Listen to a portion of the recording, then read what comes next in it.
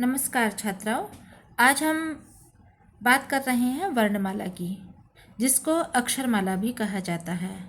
यदि बात करें कि अक्षरमाला या वर्णमाला में कुल कितने वर्ण हैं, तो लेखन या फिर मानकीय मानक अनुसार कुल वर्ण हैं 52 अर्थात 52, जिसमें स्वर 13 हैं और व्यंजन 39 अर्थात 39 हैं। परिभाषा की बात करें तो हिंदी वर्णों के व्यवस्थित समूह को वर्णमाला कहते हैं। जब आप किसी भी प्रकार का कंपटीशन देते हैं तो वहाँ पर एक एक नंबर में वस्तुनिष्ठ प्रकार से भी पूछे जाते हैं। तो 1 नंबर का प्रश्न बन जाता है आपका कि हिंदी वर्णों के व्यवस्थित समूह को क्या कहा जाता है। तो वर्णों के व्यवस्थित समूह को वर्णमाला कहा जाता है। यदि बात करें कि वर्णमाला के कितने भेद हैं, तो वर्णमाला के 2 भेद हैं, स्वर और व्यंजन। स्वर कितने हैं? तो स्वर हैं 13, जिसमें से अगर भेद की बात करें तो स्वर के 3 भेद हो जाते हैं। एक भेद के अंतर्गत आता है ह्रस्व स्वर। ह्रस्व स्वर मतलब छोटा अ, जिसमें ध्वनि 1 पाई की हो या जिसको बोलने में 1 पाई का समय लगे, वे ह्रस्व स्वर कहलाते हैं। और दीर्घ स्वर, जिनको बोलने में ह्रस्व से दुगना समय लगे, वो दीर्घ स्वर कहलाते हैं। और प्लुत स्वर अर्थात जिन स्वरों को या जिस ध्वनि के उच्चारण में 3 गुना समय लगे, वह प्लुत स्वर कहलाता है। स्वर हो गए 13 और मूल स्वर हो गए आपके 10। किस प्रकार से, वो आगे देखिएगा। ह्रस्व स्वर, जिसमें बोलते समय 1 पाई का समय लगता है, जिसे हम 1 खड़ी पाई कहेंगे। अ, ई, उ। ह्रस्व स्वर 3 होते हैं। दीर्घ स्वर आ, ई, उ, ए, ऐ, ओ, औ, ये 7 होते हैं। इनको बोलने में इस ह्रस्व स्वर का डबल समय लगता है, अर्थात 2 पाई का समय लगता है। फिर आ जाता है प्लुत। प्लुत स्वर के अंतर्गत या तो 3 इकाई की ध्वनि साइन आता है, या फिर इस प्रकार का साइन आता है। जब आप किसी को पुकारते हैं या आवाज़ लगाते हैं या किसी शब्द को दीर्घ समय तक खींचते हैं ध्वनि को, तब वहाँ पर प्लुत स्वर का प्रयोग किया जाता है। जैसे आप बोलते हैं ओम, तो वहाँ पर जो ये ओ की ध्वनि है वो 3 गुना लंबी खींचेगी और बोलेगा ओम। यहाँ पर यह जो 3 इकाई है, यह प्लुत स्वर के अंतर्गत आती है। फिर आ जाते हैं संयुक्त स्वर की बात कर लेते हैं। संयुक्त स्वर ए, जिसे अ और ई से मिलकर के बना है। ऐ अ और ए से मिलकर के बना है।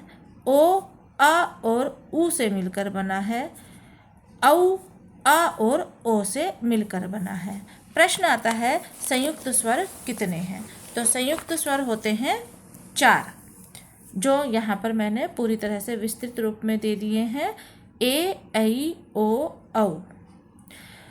बात कर लेते हैं ध्वनि की कि यह जो स्वर हैं उनका उच्चारण स्थान कहाँ से है, अर्थात कहाँ से ये मुख के किस भाग से प्रयास करके ये बोले जाते हैं।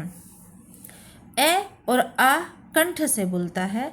आप जब तक कंठ को थोड़ा सा प्रयास नहीं करोगे, कंठ पर दबाव नहीं डालोगे, तब तक यह नहीं बोलेगा। ए, आ कंठ से बोलता है। ई तालव्य अर्थात तालु का स्पर्श होता है वहाँ पर। ऊ ओष्ठ से बोलता है। री मूर्धन्य है। ए, ऐ, चूँकि ये आ और ई से मिलकर के बना है, तो आ होता है कंठ का, ई होता है तालव्य का, तब जाकर ये हो गया कंठ और तालु। कंठ तालु से बोलता है। ओ, औ कंठ ओष्ठ से बोलता है, क्योंकि ओ और औ आ और ऊ के उच्चारण से बना है, मिलाकर के बना है, तो ओ और औ का उच्चारण स्थान हो गया कंठोष्ठ। फिर आ जाते हैं हम अंग पर। अंग चूँकि नाक से आपको आवाज़ आ रही है, कहीं ना कहीं आपकी नाक बजती है, नाक से ध्वनि आती है अंग, तो अंग नासिक्य वर्ण है। अगर हम कहें तो यह नाक की ध्वनि देता है और यह नासिक्य वर्ण है, नाक से बोलता है, और इस अंग को ही अनुस्वार कहा जाता है। ये है अह। अह की ध्वनि मुख से आ रही है और इसको कहते हैं विसर्ग। अनुस्वार और विसर्ग अयोगवाह वर्ण कहलाते हैं। तो इस तरह से यहाँ पर आपने जाना वर्णमाला के स्वर का भेद, कि स्वर में कुल स्वर होते हैं 13 और मूल स्वर उसमें से होते हैं 10।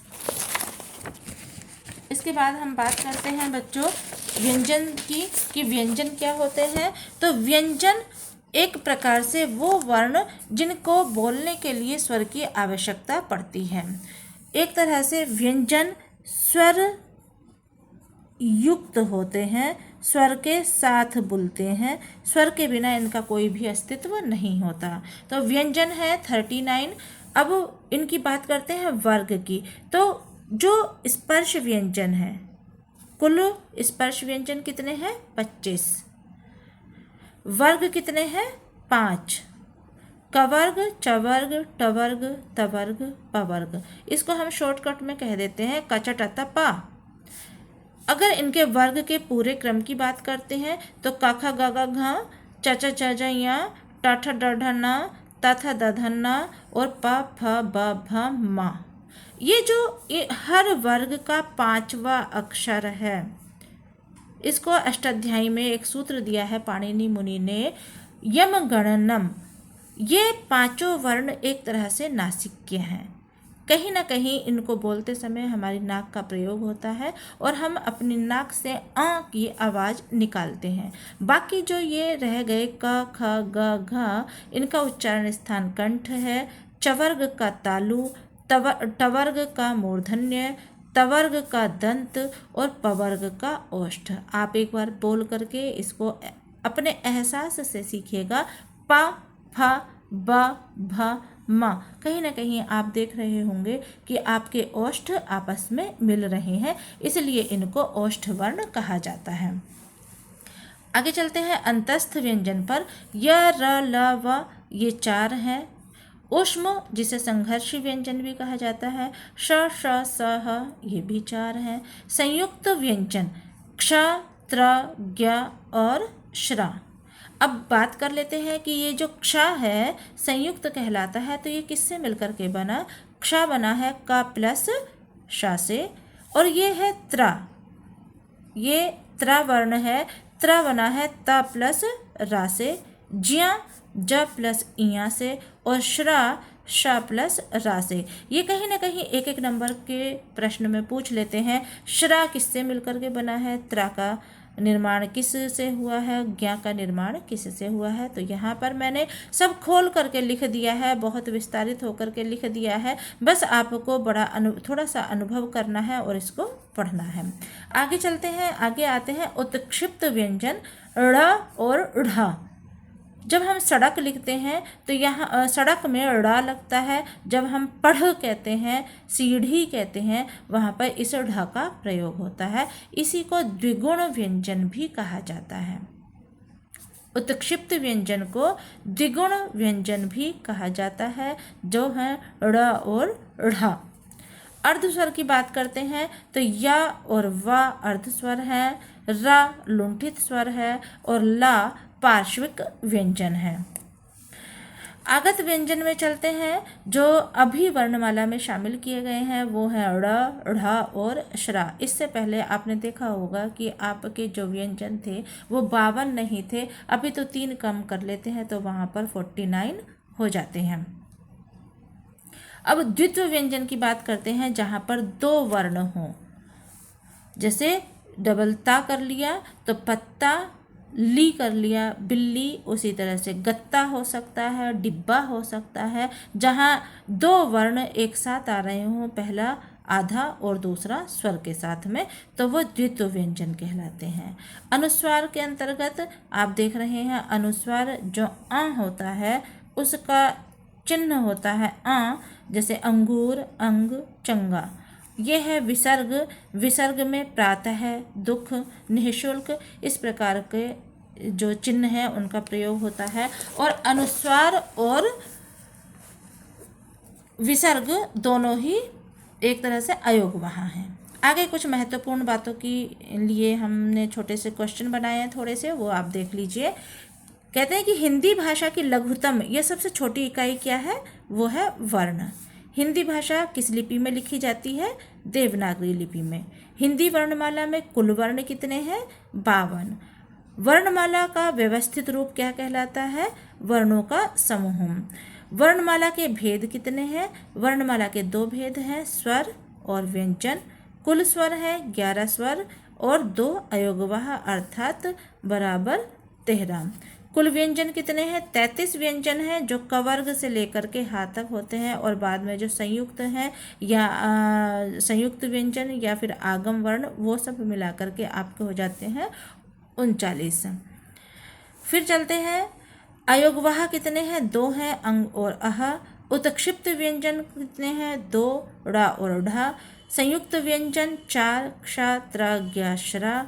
संयुक्त स्वर कितने, ए ऐ ओ औ 4 हैं। और कुल संयुक्त वर्ण की बात आ जाए तो उसको 8 हो जाते हैं, जिसमें संयुक्त व्यंजन और संयुक्त स्वर 4 मिलाकर 8 हो जाते हैं। तो संयुक्त वर्ण की बात आए तो वहाँ 8 हैं, स्वर पूछे तो 4 है और व्यंजन पूछे तो संयुक्त 4 हैं।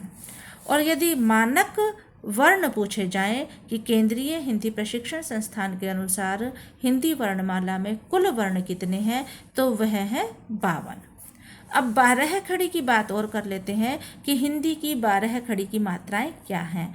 यह पहली क्लास में भी आप पढ़ चुके हो और यहाँ पर भी बड़े आराम से आप देख सकते हैं कि 12 खड़ी के अंतर्गत क का ध्वनि और निशान ये है, का बड़े आ की ध्वनि ये आ जाएगी और निशान ये आ जाएगा, कि, कु, कू, के, कई, को, कऊ, कं, कह।